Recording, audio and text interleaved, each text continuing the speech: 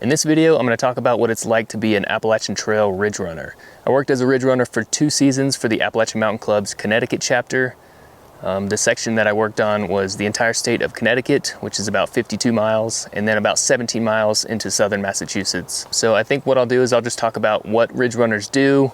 I'll give you my opinion on what I think are some of the good and bad things about the job, and then I'll give you some tips for how you can become a Ridgerunner if that's something you want to do. So a Ridgerunner is someone who hikes and camps along a specific section of the AT. They do light trail maintenance, they inform and educate other trail users, and mostly talk about leave no trace, but they also do a whole number of things. I've got like a list here so I don't miss anything, but yeah, light trail maintenance. One thing that I carried was an 18-inch handsaw.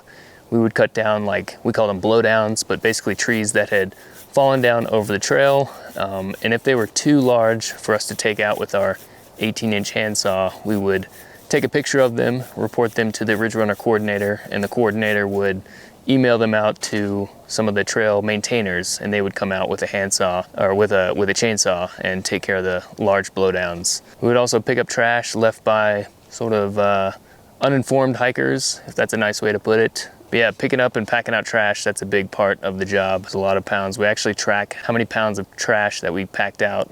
So yeah, it's another thing. We were keeping up with statistics, how many people we're engaging with and what type of hiker they were, through hiker, day hikers, overnight hikers. So the first season I worked 10 days on, 4 days off. So 10 days in the field, you're on that 70-mile stretch of trail, just doing your duties, kind of cleaning up the backcountry campsites, cleaning the trail, engaging other people, and just kind of talking to them and getting information about things that they've seen on the trail or heard about. I remember one year there was a through hiker who we had heard about that was kind of causing trouble, kind of making racist remarks to people. We never came across him as Ridgerunners, but it's just something that we could forward on to the trail maintaining clubs to be there, to be ready for some kind of situation like that. So leave no trace is a really important part about being a Ridgerunner. You got to be very familiar with those 7 leave no trace principles,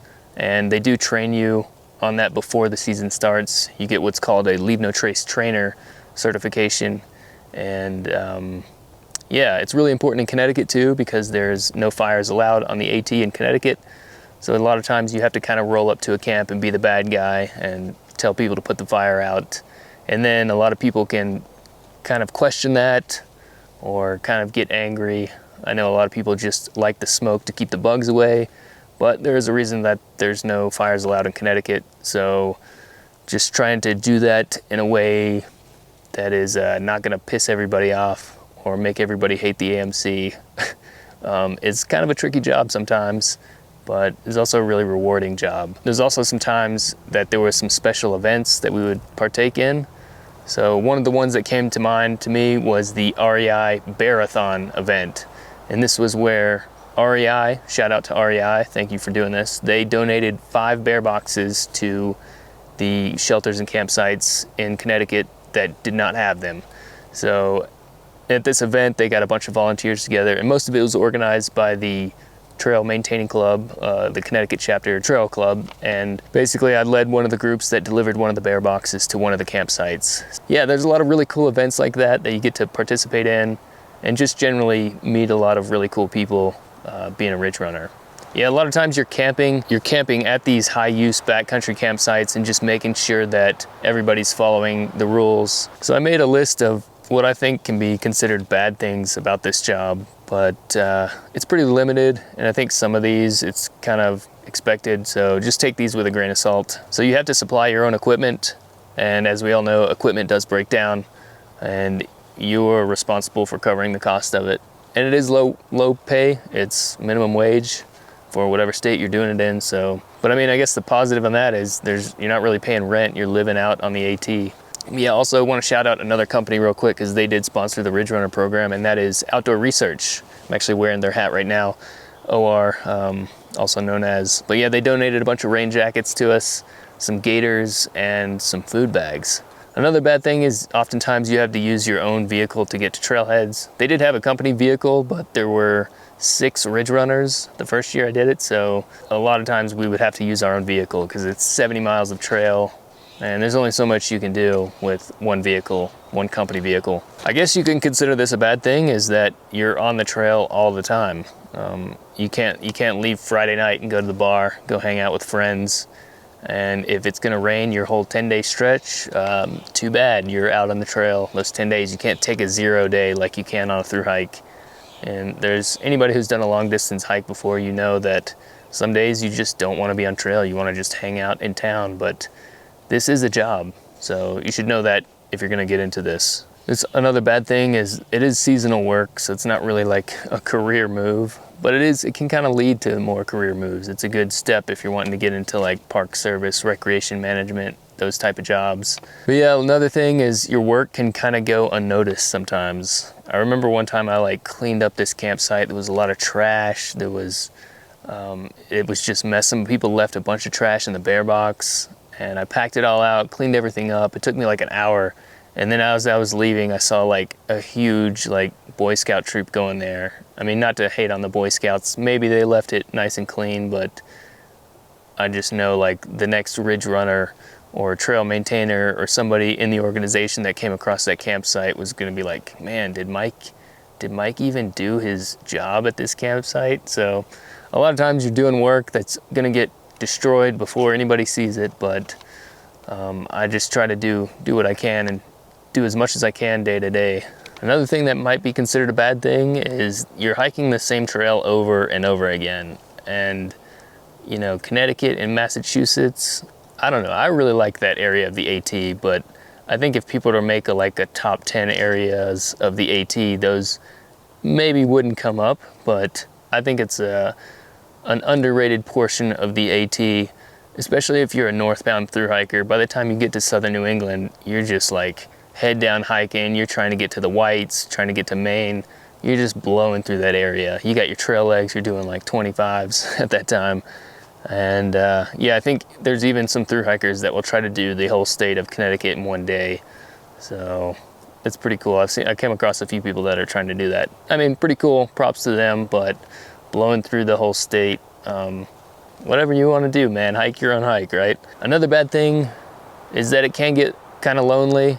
You're the only one out there, and sometimes you'll camp with a group and everybody's really nice, friendly, respectful, and then they're getting up and they're heading a different direction. So it's not like you can decide to spend the next day with them. You're just kind of off doing your duties, and I don't know, I really enjoyed it, but I think for some people they could see that as a negative. For people that are not used to hiking alone a lot, maybe this isn't the job for you. Again, take those bad things with a grain of salt. So I also forgot one of the main responsibilities of a ridge runner. So in this section of the AT, there's a lot of privies, and we are responsible for the upkeep of those privies anytime we come across them. I mean, it's really everybody's responsibility as a responsible hiker. If you have time to like sweep out the privy or fill up the duff bucket, good on you for doing that. And I've definitely, working as a ridge runner, I came across a lot of hikers that were doing that, and thank you for all the ones that were doing that. But yeah, that's sort of the responsibility of a ridge runner, and the ridge runner also has the unique responsibility of doing something that we would call knocking the cone. So imagine this, when you're shitting in the privy, it makes like a cone of shit. That's where it piles up. And if you look on the back of a lot of these privies, they have like a hatch on them. So we carried like a little wrench with us. We would undo the hatch, pull off this piece of wood or vent, and we would usually take a stick and we would knock this cone of shit down and make it level so it could hold more volume of shit. But yeah, that's definitely a unique part of the job. And if that's something that's really gross to you or something that you don't think you could do, then it's probably not the job for you, but somebody's got to do it. I'm glad that people are out there doing that kind of stuff, and again, thankful to all the maintainers that just do that stuff without even batting an eye. When I first started doing it, I was like, I don't know, it didn't really bother me at first, but I got really used to it, where I just like jump right in there, fucking knock that cone and be on my way. So all right, now we'll talk about some of the good things. You're hanging out on the AT all day. That's definitely a good thing, in my opinion. you're meeting and working with really cool, inspiring people, a lot of them trail maintainers and volunteers. You're talking with hikers, meeting a lot of really cool people out on the trail. You do get some certifications, so that's a really cool thing, and they're all paid for by the Appalachian Mountain Club. So if you're wanting to get into Forest Service or Park Service type gigs in the future, it's a good stepping stone to that. I think a lot of the people that I worked with were majoring in, what was it called? It was like recreation management or something like that. I got a Leave No Trace trainer certification my first year, and then a Leave No Trace master educator certification, and then I also got certified in wilderness first aid. So those, again, were all paid for by the Appalachian Mountain Club, and it might vary based on who you become a Ridgerunner with. I think there's definitely some Ridgerunners in Massachusetts that they hire. I know there's some up in Maine. The Smokies have some Ridgerunners, I believe, and I think there's some down in Georgia. I'm pretty sure that there's some Ridgerunners out at near like Amicalola Falls. So it was a job that I was really proud of. I hesitate to tell people that I just wanted to give back, because at the end of the day, I wasn't really giving back. I was getting paid to be there. But it was definitely something that I really tried to do my best at. It was a very rewarding job too. I definitely consider it to be the best job that I ever had. So now I'll just give you guys some tips for some people who are thinking about becoming a Ridgerunner. I think the big thing is really think if this is something that you want to do and something that you can do for a whole season. There's sort of a nostalgia involved with being a Ridgerunner, especially when you meet one for the first time on trail and you had no idea about it. It's like, wow, that's so cool. So many people would tell me this, like, you know, a lot of people would come up with the same joke. They'd be like, sounds like you just get paid to hike, ha ha ha.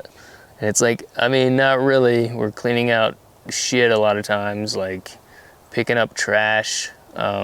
Not to be negative about the job, it's a really cool job, but it's not the best job for everybody. It's not for everybody is what I'm trying to say.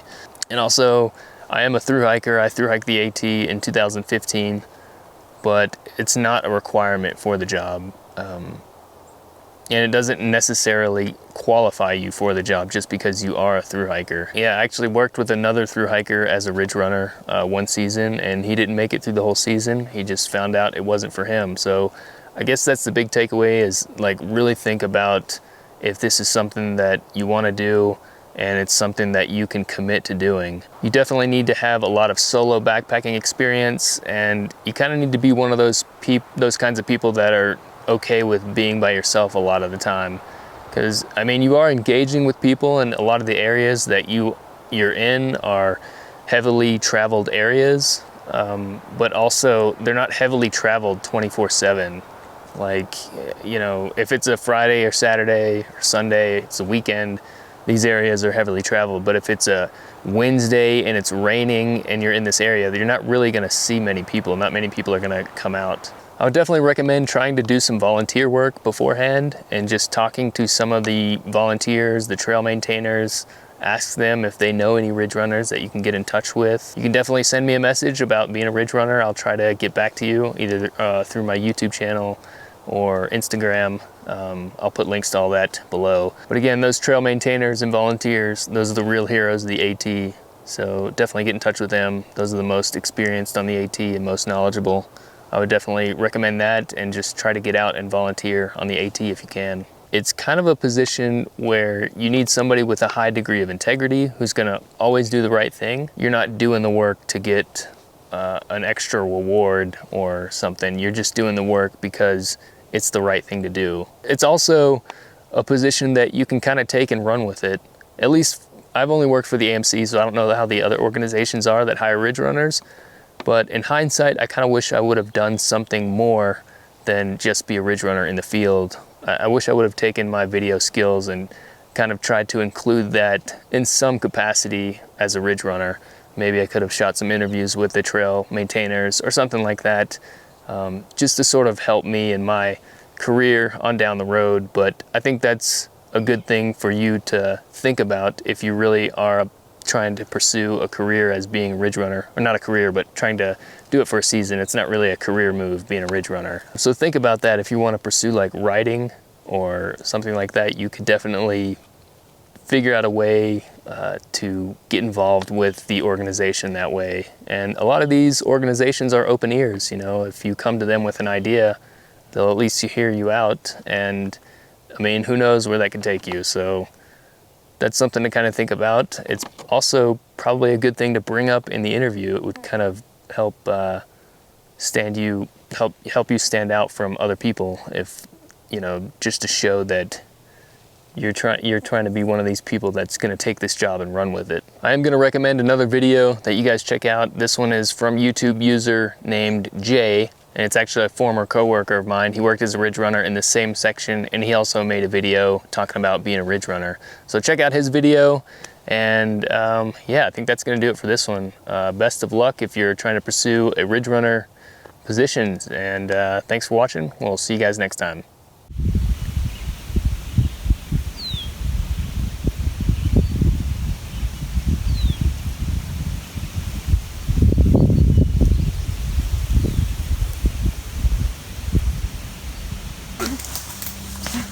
You could probably push it, Sarah. There you go, Sarah. Come on. Put your back into it. Come on. Come on! Mike, get down there.